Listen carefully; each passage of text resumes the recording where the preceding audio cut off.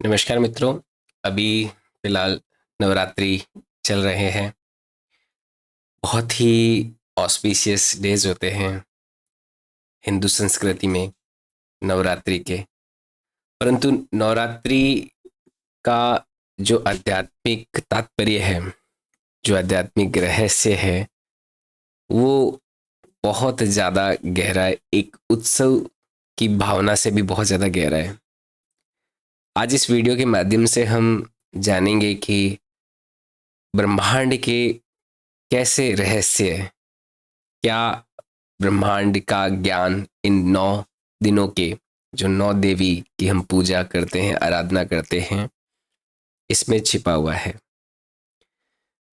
नवरात्रि के दिन हम 9 कुल देवियां जो है उनकी आराधना करते हैं, पूजा करते हैं, जिनके नाम आप स्क्रीन पे देख सकते हो। शैलपुत्री, ब्रह्मचारिणी, चंद्रघटा, कुष्मांडा, स्कंद माता, कांतायनी, कालरात्रि, महागौरी और सिद्धिदात्री। मित्रों, ये 9 शक्तियां ही है जिनकी वजह से इस पूरे ब्रह्मांड की उत्पत्ति हुई है। हमारे जीवन में हम देखते हैं कि जो उत्पत्ति है, संतान उत्पत्ति, किसी व्यक्ति की उत्पत्ति, वो फेमाइन पावर से होती है, महिला से होती है। इसी प्रकार हमारे सनातन धर्म में, हिंदू मैथोलॉजी में, हिंदू संस्कृति में, हिंदू नॉलेज में कुल 9 प्रकार की देवियों से इस पूरे ब्रह्मांड की उत्पत्ति को माना गया है। और जब हम गहरे ध्यान में जाते हैं, मेडिटेशन में जाते हैं, तो हमें इन सभी देवियों की स्तुति से, इन सभी देवियों का स्मृति सूक्ष्म स्वरूप में हमें महसूस होता है, हमें अनुभवित होता है।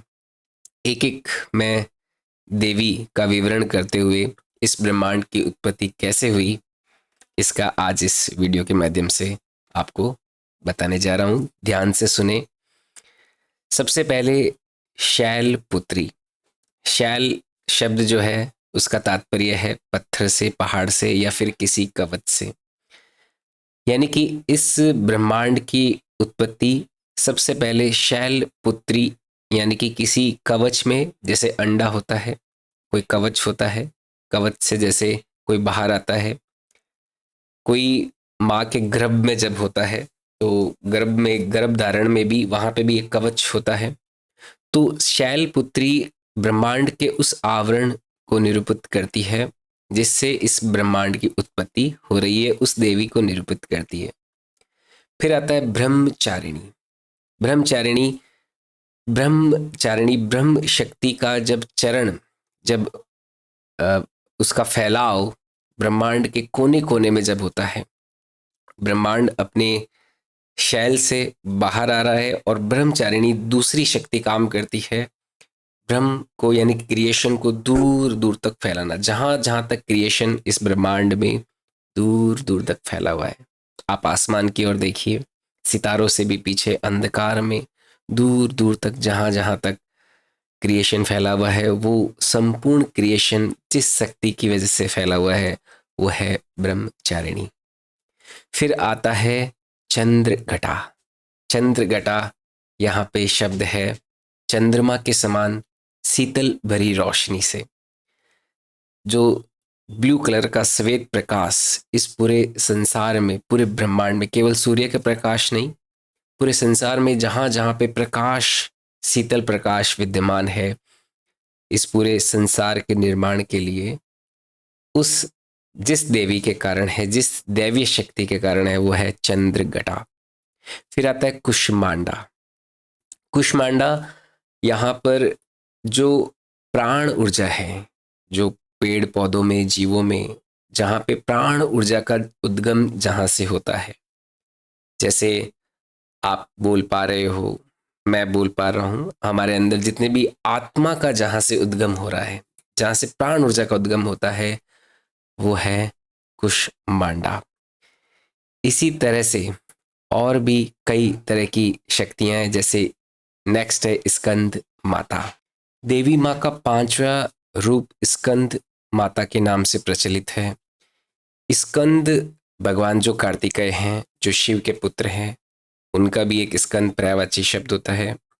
स्कंद शब्द ज्ञान शक्ति और कर्म शक्ति, जैसे ही कुष्मांडा यानी कि आत्मा की उत्पत्ति हुई है, उसके बाद में ज्ञान योग और कर्म योग हमारी आध्यात्मिक यात्रा में जब बनता है, तो उस ज्ञान योग और कर्म योग का जो सूचक है, जो सूक्ष्म संवेदना को निरूपित करने वाली शक्ति है, स्कंद माता। तो स्कंद माता वो देवीय शक्ति है जो हमारे सामने ज्ञान योग और कर्म योग को लेके आती है। इसके बाद में अगली जो देवी शक्ति है, कात्यायनी माता। कात्यायनी देवी सूक्ष्म जगत का जो अदृश्य स्वरूप है, जिसे हम कभी देख नहीं पा सकते, जैसे परमाणु, परमाणु के अंदर इलेक्ट्रॉन प्रोटॉन न्यूट्रॉन, उससे भी जो सूक्ष्म, सूक्ष्म से भी सूक्ष्म, सूक्ष्म से भी सूक्ष्म जो हो सकता है वो अनंत सूक्ष्म हो सकता है। जैसे अनंत बड़ा हो सकता है, अनंत से भी अनंत बड़ा हो सकता है, वैसे सूक्ष्म से भी सूक्ष्म हो सकता है। उस सूक्ष्म जगत के अदृश्य जो शक्तियां हैं वो सारी है कात्यायनी देवी, कात्यायनी माता का प्रतिरूप। अगले जो देवी स्वरूप है वो है कालरात्रि। आप ब्रह्मांड को जब देखते हैं, जहां जहां पे आपको प्रकाश का विद्यमान नहीं दिखता, अंधेरा दिखाई देता है, जो हमारे जीवन को चलाने के लिए जितनी भी नकारात्मकताएं हैं जिनका विध्वंस करती है, यहाँ पे कालरात्रि, काली देवी, आपने काली माता के चित्र वगैरह देखे होंगे, तो उनके हाथ में विध्वंसकारी यंत्र होते हैं, वो महिषासुर को मारती है। यानी कि जितनी भी आसुरी शक्तियां हैं, जो भी नकारात्मकताएं हैं हमारे इस चेतन स्वरूप के जीवन को, इस ब्रह्मांड को चलाने के लिए, उन सभी को अपने क्रोध से विध्वंस करने वाली शक्ति का नाम है काल रात्रि। तो काली है, काला इन्होंने वर्ण धारण किया हुआ है ताकि वो असुर हैं जो काले रंग के प्रतीक है, जो काला है, अंधेरा जो है, अंधकार में ये छिप के सभी नकारात्मकताओं को खत्म करती है, उनका विध्वंस करती है। अगली जो शक्ति है वो है महागौरी। महागौरी जब अंधकार के अंदर, यहाँ पर अंधकार में जैसे काल रात्रि है, वैसे ही हमारे शरीर, हमारे मन, हमारे आसपास के जीवन की जो सबसे अधिक सकारात्मक, जो प्राण ऊर्जा का उद्गम स्थान है, यहाँ पे है महागौरी देवी, जिनका एक नाम दुर्गा भी है। और ये 8वें दिन दुर्गाष्टमी के रूप में हम महागौरी की स्तुति करते हैं। दुर्गाष्टमी, दुर्ग यानी कि आप दुर्गा शब्द से ही आप एक सकारात्मक ऊर्जा के कंपन को अपने अंदर महसूस करेंगे। वही है महागौरी, महागौरी देवी। इसके बाद नवी शक्ति आती है सिद्धिदात्री। मित्रों, इस जीवन को अगर सफल बनाना है, इस जीवन में आप आए, इस शरीर में आप आए, इस आत्मा के साथ इस जीवन का यापन कर रहे हैं, इन सभी 9 देवियों के आशीर्वाद के फलस्वरूप कर रहे हैं। और अंतिम जो देवी है सिद्धिदात्री। आपका जीवन तब सफल माना जाता है जब आप सिद्धि को साधना के माध्यम से सिद्ध हो जाते हो। परम जो आपका लक्ष्य है, मोक्ष को आप प्राप्त कर जाते हो, निर्वाण को प्राप्त कर जाते हो, वही है सिद्धिदात्री।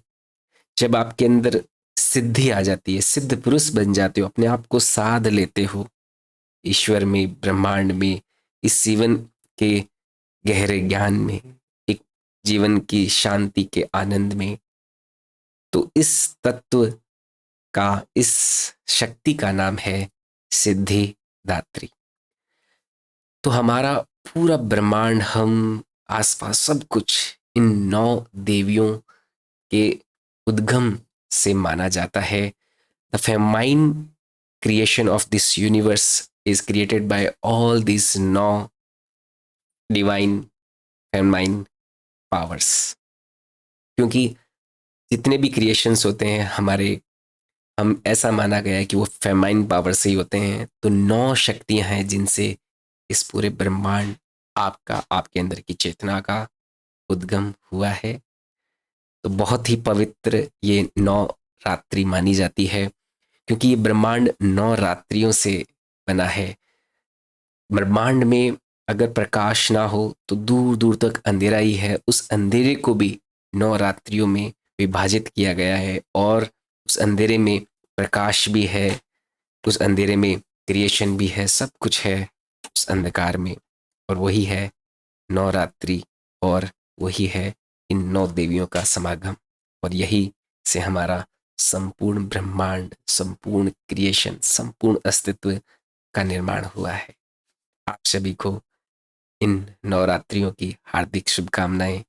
ये नवरात्रियां आपके जीवन में इन 9 देवियों का प्रकोप, 9 देवियों का 9 रस आपके जीवन में संपूर्णता के साथ लाएं, ताकि आप नवमी के दिन सिद्धि को प्राप्त करें, सिद्ध हो जाएं, आप बुद्ध पुरुष हो जाएं। बहुत बहुत धन्यवाद मित्रों। कमेंट सेक्शन में अपनी राय जरूर देवें। वीडियो को लाइक कर सकते हैं, शेयर भी जरूर करें। चैनल को सब्सक्राइब नहीं किया है तो इसे सब्सक्राइब भी जरूर करें। बहुत बहुत धन्यवाद मित्रों। जय हिंद, जय